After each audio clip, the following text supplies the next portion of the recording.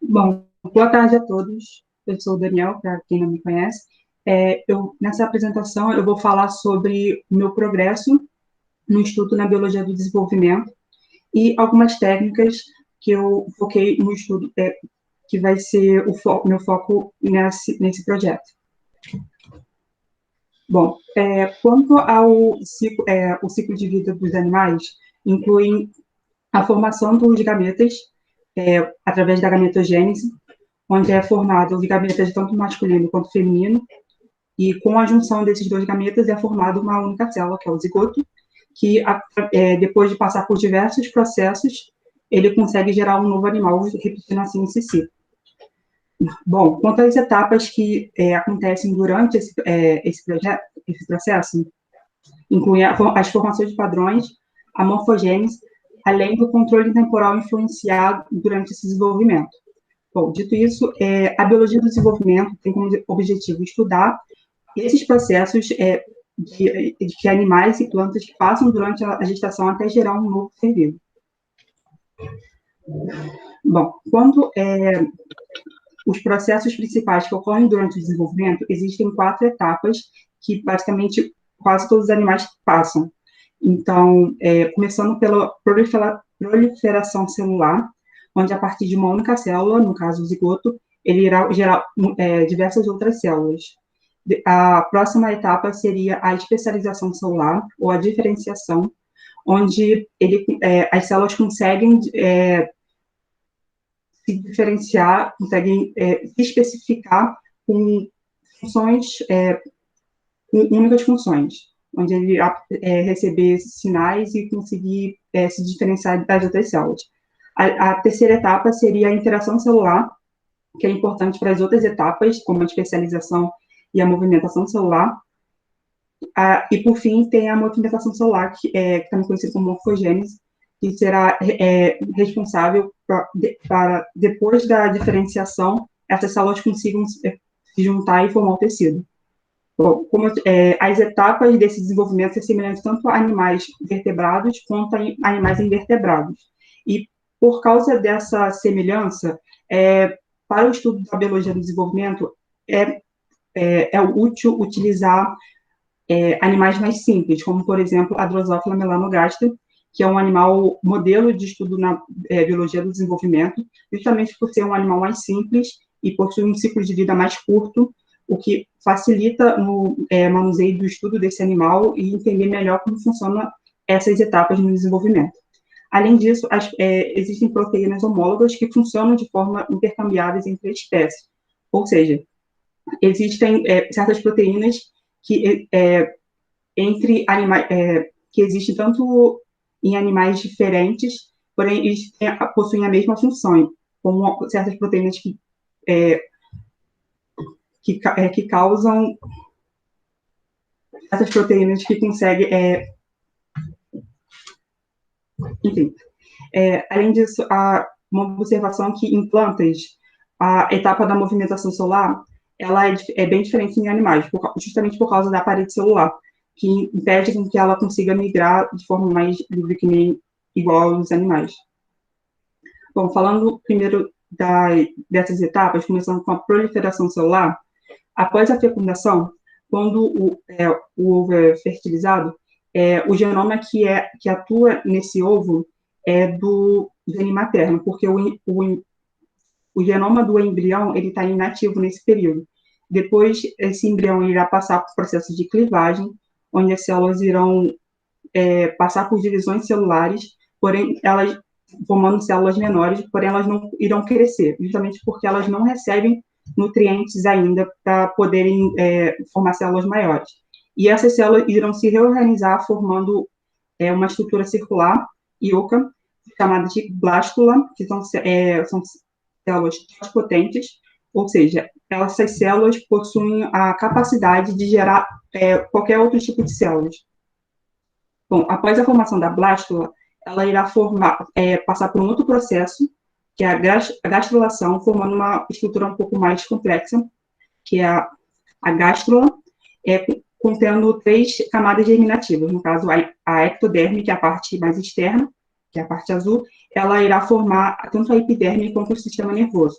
A parte amarela, que é a endoderme, que é a parte que foi invaginada, ela irá formar o tubo digestivo.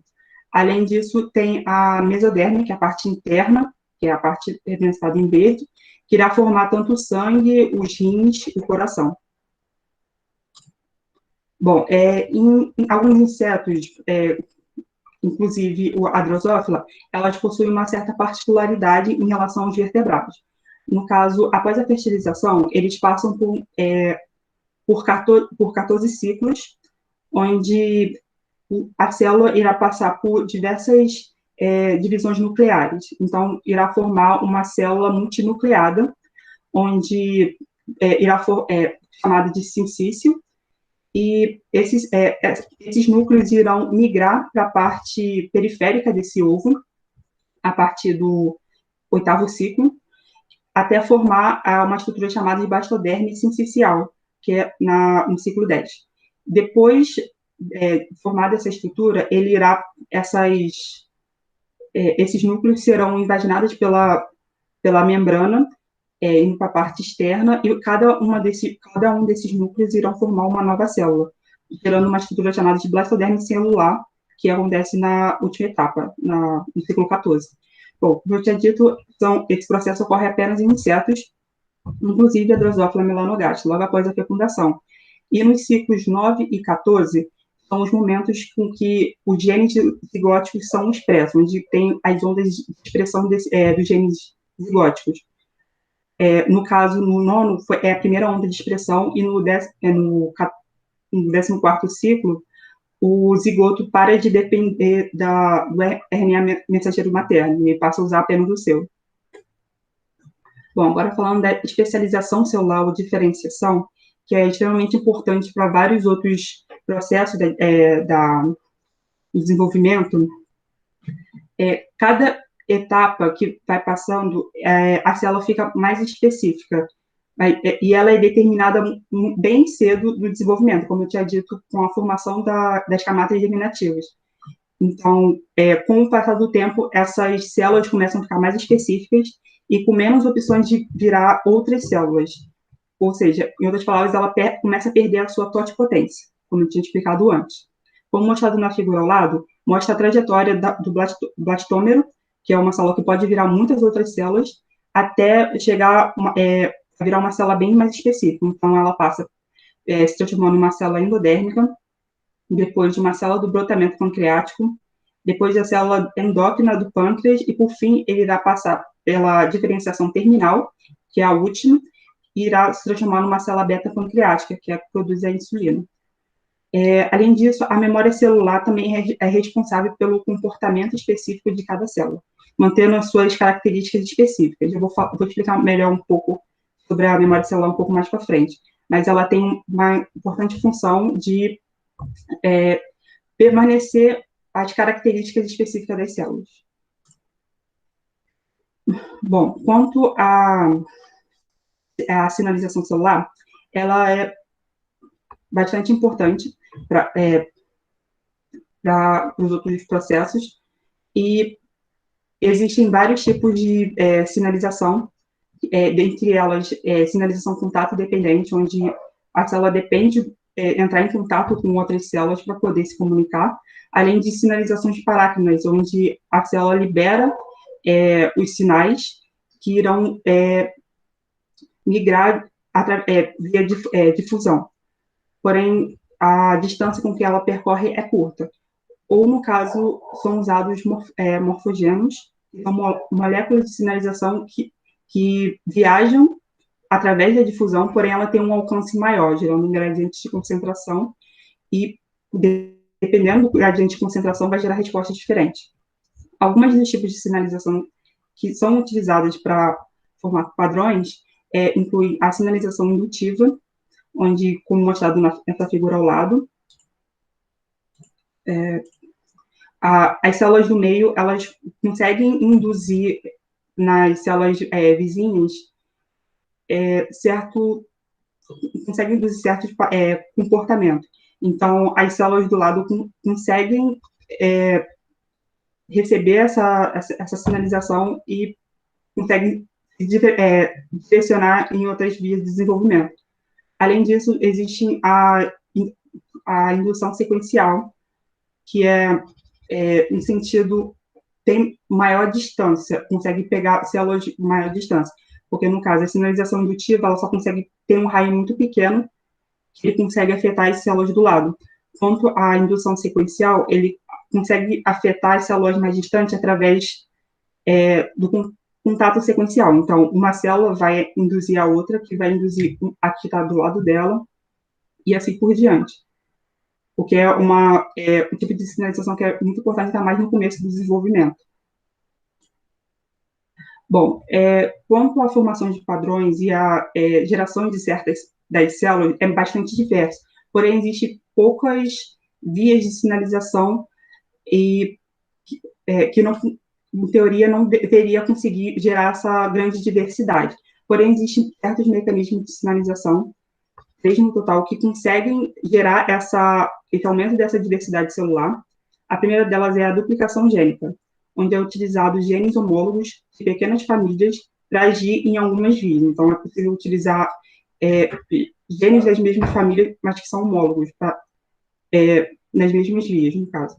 Ou, o segundo mecanismo inclui a sinalização combinatória, onde, dependendo da combinação de certos sinais, pode gerar uma resposta diferente na célula. Como no caso na figura, o sinal A, juntamente com o sinal B, gerou uma resposta diferente, como no caso da segunda, que é o sinal A com o sinal C. A terceira é a memória celular, que, graças à memória celular, é possível gerar respostas diferentes, mesmo recebendo o mesmo sinal. Então, por exemplo, nessa figura, 2 células receberam exatamente o mesmo sinal, porém geraram respostas diferentes, justamente por cada uma delas possuir um histórico de sinalização diferente. Então, a primeira, ela tem uma memória celular ter recebido o sinal X, já o segundo do sinal Y, e isso interfere na resposta que a célula vai gerar no futuro. Bom, outras vias de sinalização que podem gerar padrões incluem a inibição lateral, mediada por retroalimentação positiva, onde, no caso, 2 células vizinhas, que geram exatamente a mesma molécula, que inibe uma ou outra, daí a inibição lateral, e, eventualmente, uma delas vai ter uma certa diferença, vai acabar gerando, formando mais dessas moléculas. E o que é mais do que suficiente para amplificar pela retroalimentação positiva, gerando uma célula com bastante dessas moléculas que vai inibir cada vez mais a outra célula. Então, eventualmente, uma terá bastante e a outra terá pouco, o que é mais do que suficiente para que essas células consigam se diferenciar bastante. Outra forma de diferenciar é a utilização de divisão assimétrica e divisão simétrica, no caso, a divisão assimétrica. Durante a divisão celular, uma das células irá dividir não igualmente certas moléculas importantes para essas células. Então, essa daqui não recebe quase nada e essa aqui recebe bastante, o que acaba sendo suficiente para diferenciar elas. Ou a divisão simétrica, onde vai ocorrer a divisão celular normalmente, porém uma das células vai receber sinais extracelulares, o que vai diferenciar elas, como mostrado na figura. Bom, agora falando sobre a formação de padrões. Durante a formação de padrões são formados 3 eixos, o primeiro deles é o antero-posterior, também conhecido como eixo AP, que é responsável por definir a cabeça e a cauda do animal. O segundo é o eixo dorso-ventral, o eixo DV, que vai definir tanto o dorso quanto o ventre desse animal. E, por fim, o eixo animal-vegetal, que é o eixo AV, que vai definir a parte interior e exterior da célula. No caso da figura ao lado, é mais para mostrar os eixos polo animal, polo vegetal e ventral e dorsal. Mais para frente eu vou mostrar melhor o eixo anteroposterior, que vai aparecer mais vezes. Bom, essa formação desses eixos ocorre antes mesmo da gastrulação, e no caso da drosófila, ela consegue definir esses eixos antes da fecundação, justamente com a ação de 4 grupos de genes de polaridade do ovo, que são genes maternos, que eu vou falar um pouco mais para frente. Bom, falando desses genes, existem 5 grupos de genes que são expressos durante a formação de padrões, que seguem uma cascata regulatória, começando com o gene de polaridade do ovo, que são, como eu falei, são genes maternos, que, por sua vez, conseguem regular os genes GAP, que, por sua vez, conseguem regular os genes da regra de pares, que consegue colaborar com os genes GAP para poder regular o gene da polaridade de segmento. E após a ação desses genes, os genes ROX atuam para terminar de refinar os padrões. Bom, falando um pouco de cada um desses genes, o primeiro que eu vou falar é o gene de polaridade do ovo. Como eu falei, são genes maternos e eles produzem um RNA mensageiro antes mesmo da fecundação, sendo que após a fecundação, as proteínas começam a ser expressas ao longo do eixo AP, como mostrado, por exemplo, na figura ao lado, o exemplo do gene bicoide expresso no ovo ao longo do eixo AP, onde ele se concentra principalmente na parte anterior do ovo, que é essa daqui. E, no caso, as suas proteínas são morfogêneos.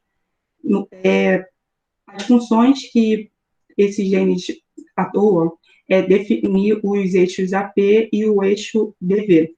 Quanto ao eixo antero-posterior, os genes nanos são responsáveis por definir o sistema posterior do ovo, e já os genes bicoide, o sistema anterior do ovo. Os genes torso são responsáveis por definir o sistema terminal, e os genes TOL, o sistema dorso-ventral. Bom, agora, falando um pouco da formação dos segmentos que são feitos durante a formação de padrões, esses segmentos são formados através por genes de segmentação, que são genes de efeitos zigóticos, diferente do polaridade do ovo. Dentre esses genes de segmentação, incluem os genes GAP, os genes da regra de pares e os genes de polaridade de segmento. Como mostrado na figura, a formação desses segmentos são importantes para a formação dessas estruturas do animal, e eles permanecem até o final. Então, por exemplo, os segmentos T1, T2 e T3, que vão formar o tórax do animal, e, no caso, mutações desses genes de segmentação podem comprometer na formação desses segmentos, e, consequentemente, na formação do padrão desses animais. Bom, começando com o primeiro gene de segmento, o gene de GAP, que possuem a função de definir a subdivisão do eixo AP, redefinir os padrões, e no caso do gene Hunchback, além de regular os genes da regra de pares, ele também regula alguns genes ROX, que mais especificamente o ultrabiturax, que eu vou falar um pouco mais para frente. Quanto à regulação desses genes, é feita pelo gene de polaridade de segmento, e, no caso, polaridade do ovo, desculpa, e, no caso, o Hunchback, além dele ser regulado pelo bicoide, ele também consegue se autorregular. No caso, como mostrado abaixo, são 4 exemplos de genes de GAP. O primeiro deles é o gene Hunchback, onde tem a expressão bem mais abrupta na parte anterior do ovo e mais branda na parte posterior. O gene SNP, que possui uma certa expressão na parte anterior e um pouco mais no meio. O gene Scrupule, que possui uma expressão mais no meio, que é bastante vizinha do Hunchback. E os genes Giant, que possuem 3 faixas de expressão.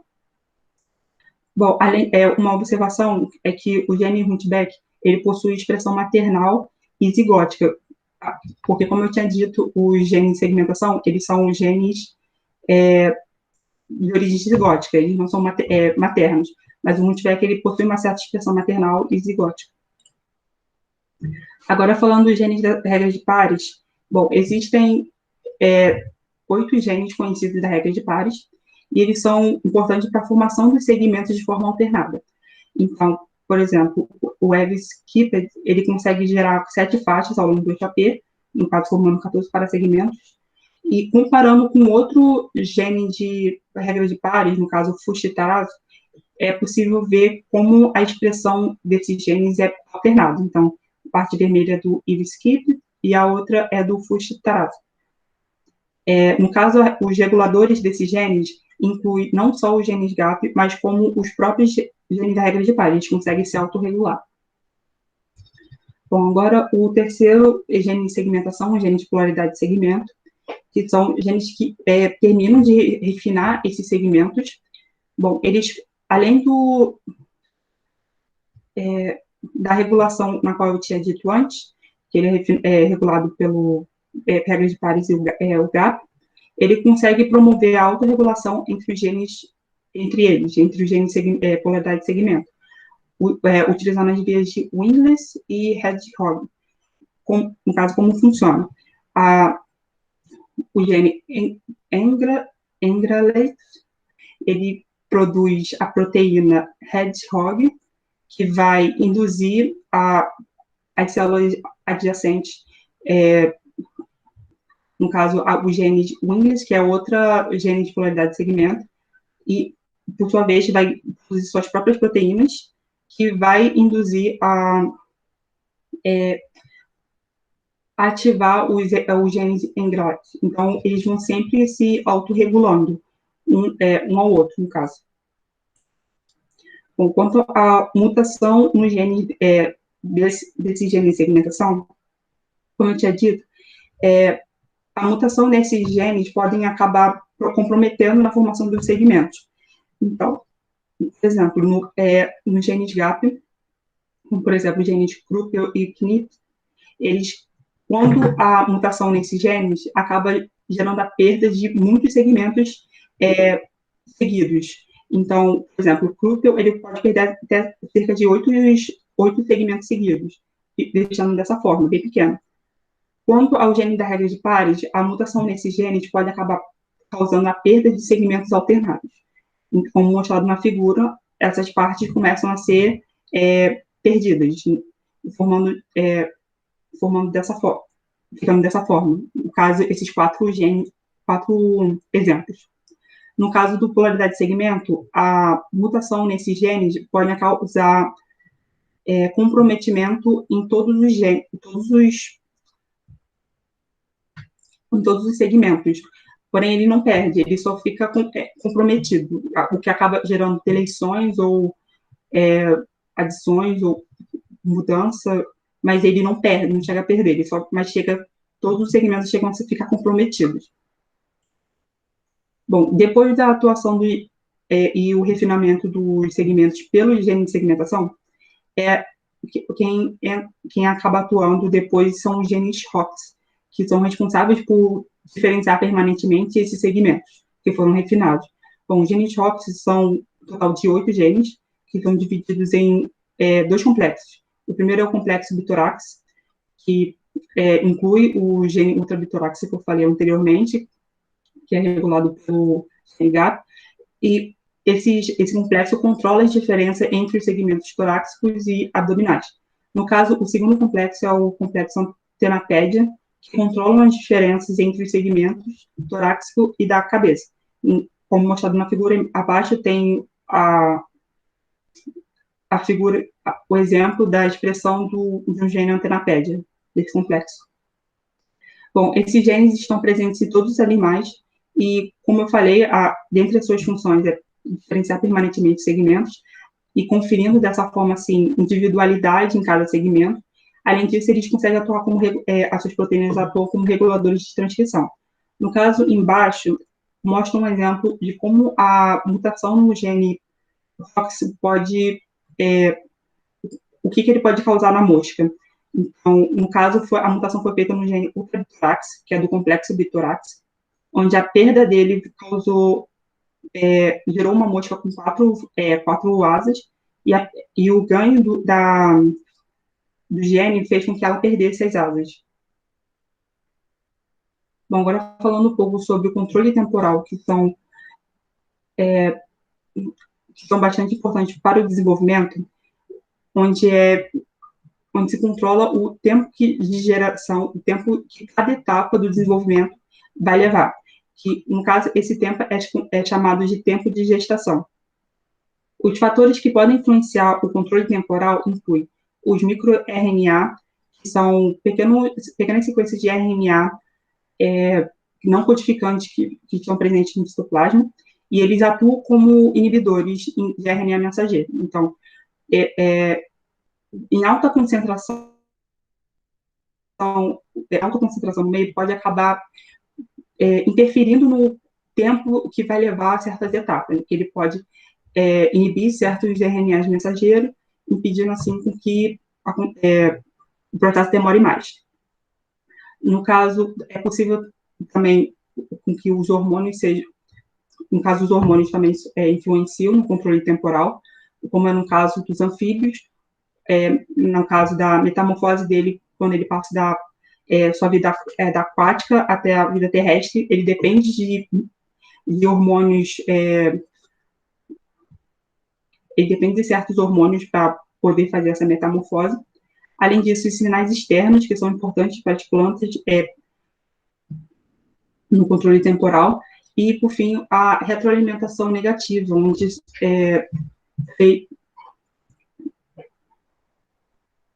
certas proteínas são produzidas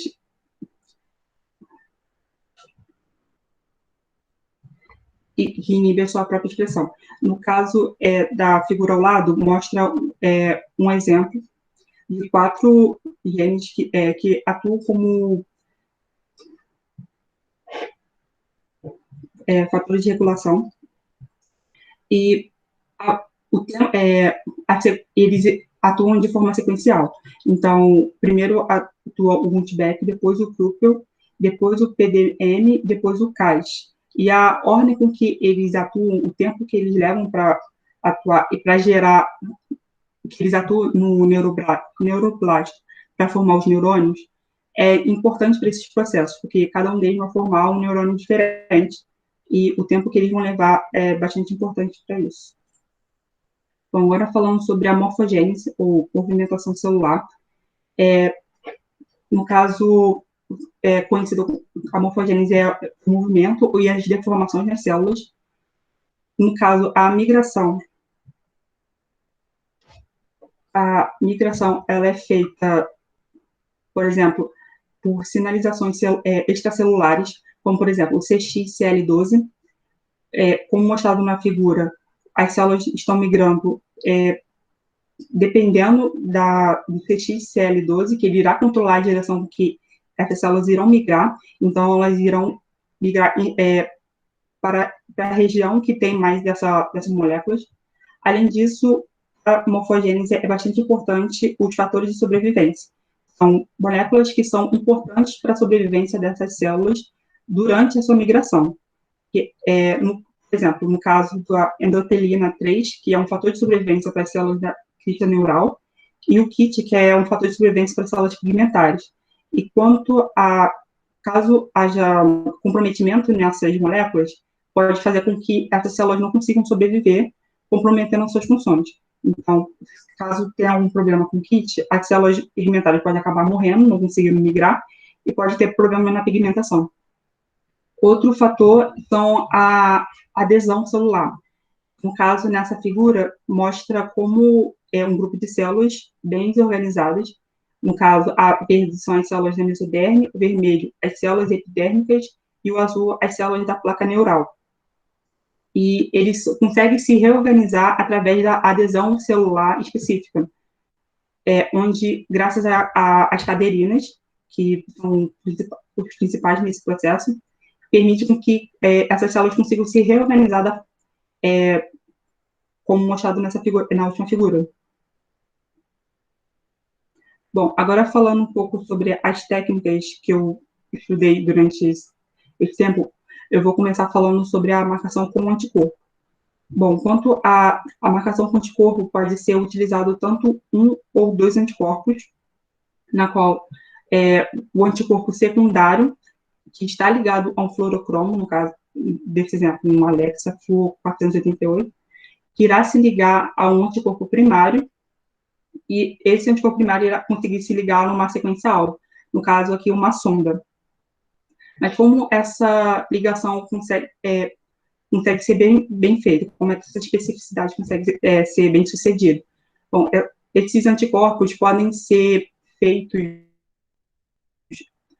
mas esses anticorpos são feitos de forma mais específica. Então, o anticorpo primário, ele é bem específico para essas moléculas da sequência-alvo, no caso, por exemplo, uma antifluocerina, o que permite com que ele se ligue apenas nessa sequência, e no caso, o anticorpo secundário, para conseguir ligar no anticorpo primário, e apenas ele, é possível produzir esses dois anticorpos em um mesmo animal, como, por exemplo, um rato. Então, o anticorpo secundário seria um antirrato, e ele só se ligaria em moléculas que foram produzidas no rato. No caso, seria apenas o anticorpo primário. Isso causaria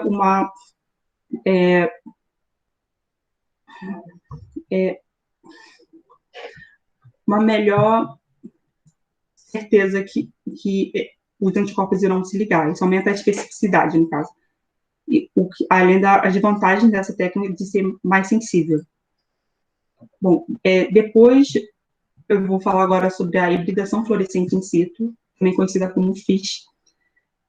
No caso, são utilizadas as sondas para se fundir com uma sequência-alvo, que pode ser tanto de DNA quanto de RNA. Bom, as marcações dessas sondas podem ser feitas de duas formas. A primeira é a marcação direta, onde é ligado um fluorocromo diretamente na sequência-alvo, ou a marcação indireta, onde é utilizado um anticorpo, mais o fluorocromo, como eu tinha explicado anteriormente, com a marcação de um anticorpo. E como é feito? Então, são fixados o tecido ou as células na lâmina, vai permeabilizar a amostra e daí vai acontecer a hibridação, onde depois vai precisar lavar a lâmina para poder ser visualizada. Bom, quanto às vantagens dessa técnica, é sua alta especificidade, alta sensibilidade, por ser uma técnica mais rápida.